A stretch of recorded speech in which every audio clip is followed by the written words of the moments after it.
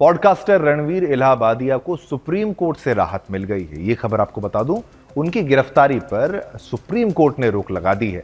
अब लेकिन कोर्ट ने इलाहाबादिया को जांच में सहयोग देने को कहा है। रणवीर के कोई भी नए शो करने पर भी सुप्रीम कोर्ट ने रोक लगा दी है। सुप्रीम कोर्ट ने रणवीर इलाहाबादिया को राहत देते हुए उसकी काफी आलोचना की है। ऐसा नहीं कि भाई राहत दे दी, आलोचना नहीं हुई है, जमकर फटकार लगाई गई है। रणवीर इलाहाबादिया की तरफ से गिरफ्तारी पर रोक लगाने की मांग करने वाली याचिका की सुनवाई मंगलवार को यानी आज सुप्रीम कोर्ट ने की है। इस मामले की सुनवाई सुप्रीम कोर्ट में जस्टिस सूर्यकांत और जस्टिस कोटेश्वर सिंह की है। सुप्रीम कोर्ट ने कहा कि मुंबई और गुवाहाटी में दर्ज एफआईआर के तहत याचिकाकर्ता की गिरफ्तारी पर रोक लगाई जाती है, बशर्ते कि वो समन किए जाने पर जांच में शामिल हो। उसे गिरफ्तारी से अंतरिम राहत इस शर्त पर दी गई है कि वो पुलिस थाने के भीतर बिना किसी वकील के जांच में पूरा सहयोग देगा। अब सुप्रीम कोर्ट ने रणवीर इलाहाबादिया को लताड़ लगाते हुए कहा कि इस तरह के व्यवहार की आलोचना की जानी चाहिए। आप समाज को हल्के में नहीं ले सकते क्योंकि आप लोकप्रिय हैं। क्या धरती पर कोई ऐसा है जो उसकी इस भाषा को पसंद करेगा? ये सुप्रीम कोर्ट ने कहा है बड़े सख्त लहजे में और स्ट्रेट फॉरवर्ड कि भाई कोई पसंद करेगा तुम्हारी भाषा को। अब उसके दिमाग में बहुत गंदगी है जिसकी उसने उल्टी कर दी है। हम उसे राहत क्यों दे भला? इलाहाबादिया की भाषा को सुप्रीम कोर्ट ने सभी को शर्मसार करने वाला बताया है। कोर्ट ने कहा कि आपने जो शब्द कहे उससे माता पिता, बेटियां और बहनें शर्मिंदा होंगी, पूरा समाज शर्मिंदा होगा।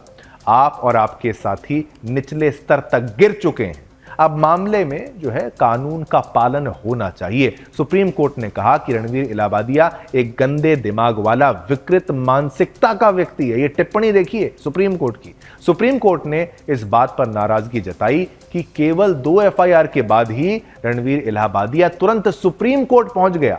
कोर्ट ने कहा कि अगर सैकड़ों एफआईआर होती तो राहत देने की बात होती, लेकिन 2 एफआईआर पर ऐसा क्यों किया गया? बेंच ने रणवीर इलाहाबादिया को लेकर कहा कि एक बार जब आप ज्यादा एफआईआर में उलझ जाते हैं तो आपके खुद का बचाव करने के अधिकार पर बहुत बड़ी बाधा आ जाती है। ऐसे में कोर्ट को आपकी रक्षा करनी चाहिए, लेकिन सिर्फ इसलिए कि आप सुप्रीम कोर्ट आने की हैसियत रखते हैं, ऐसे में आपकी मदद क्यों की जाए? देखिए, इलाहाबादिया के अरुणाचल प्रदेश के गवर्नर पर अभद्र कमेंट के मामले में भी सुप्रीम कोर्ट ने उनको लताड़ लगाई। इलाहाबादिया की तरफ से पेश वकील अभिनव चंद्रचूड़ ने दावा किया कि उन्हें हत्या की धमकियां मिल रही हैं। उन्होंने दावा किया कि उनकी जुबान काटने पर 5 लाख का इनाम रखा गया है। सुप्रीम कोर्ट ने आदेश दिया कि अब रणवीर इलाहाबादिया के अश्लील कमेंट के मामले में कोई नई एफआईआर दर्ज नहीं की जाएगी और साथ ही उन्हें गिरफ्तारी से राहत मिलेगी। सुप्रीम कोर्ट ने सुरक्षा के लिए इलाहाबादिया को स्थानीय प्रशासन और कोर्ट के पास जाने को कहा है कि भाई स्थानीय प्रशासन के पास जाओ, वहां स्थानीय कोर्ट के पास जाओ। लेकिन सवाल यह भी है कि क्या सुप्रीम कोर्ट की लताड़ के बाद रणवीर इलाहाबादिया जैसे लोग सुधर जाएंगे? रणवीर ने तो उस दिन बहुत बड़ी गलती कर दी थी। बोलते बोलते उसके मुंह से जो गंदगी निकली थी वो तो आप सब जानते ही, हम उसके बारे में चर्चा यहाँ करने भी नहीं वाले हैं। ये सब पारिवारिक एक शो है, परिवार के लोग बैठकर इस शो को देखते हैं। और देखिए, सोशल मीडिया ओटीटी प्लेटफॉर्म पर चल रहा फूहड़ता चल रही है ना, उसका खेल क्या बंद हो जाएगा?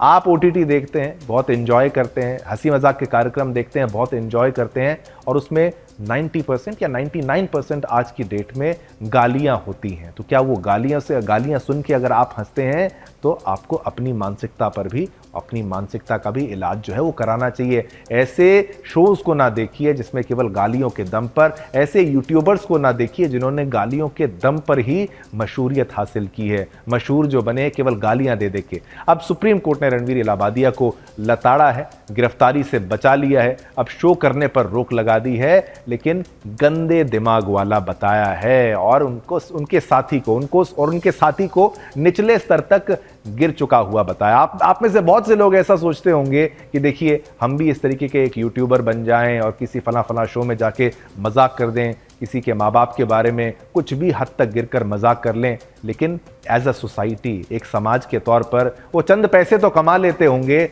लेकिन राष्ट्र को निचले स्तर पर ले जाने में ऐसी युवा पीढ़ी के लोगों का, ऐसे युवाओं का बहुत बड़ा योगदान है जो कि बच्चों की मानसिकता को खराब कर रहे हैं। इसलिए हमेशा ध्यान रखिए आप क्या देख रहे हैं, आपके बच्चे क्या देख रहे हैं, नजर रखिए। थोड़ी नजर रखना माँ बाप के तौर पर जरूरी है, बड़े भाई बहन होने के नाते या फिर छोटे भाई बहन होने के नाते भी जरूरी है। अध्यापक होने के नाते भी ज़रूरी है कि बच्चे कहीं इन लोगों से सीख ना जाए। जब आपके पास क्रांतिकारियों की कहानी है सुनने के लिए, बड़े बड़े नेताओं के संघर्ष के बारे में आपको जानना चाहिए, हमारे साधु संतों के बारे में जानना चाहिए, प्रभु श्री राम के बारे में, कृष्ण जी के बारे में जानना चाहिए, तो ऐसे फूहड़ लोगों के बारे में उनकी टिप्पणियों से इंस्पायर होकर गालियां सुनने से अच्छा है अपना समय अच्छी चीज़ों में लगाएं। मेहनत कर आप 2 रोटी भी खा रहे हैं तो आप इनसे बहुत ज़्यादा आगे हैं। चलिए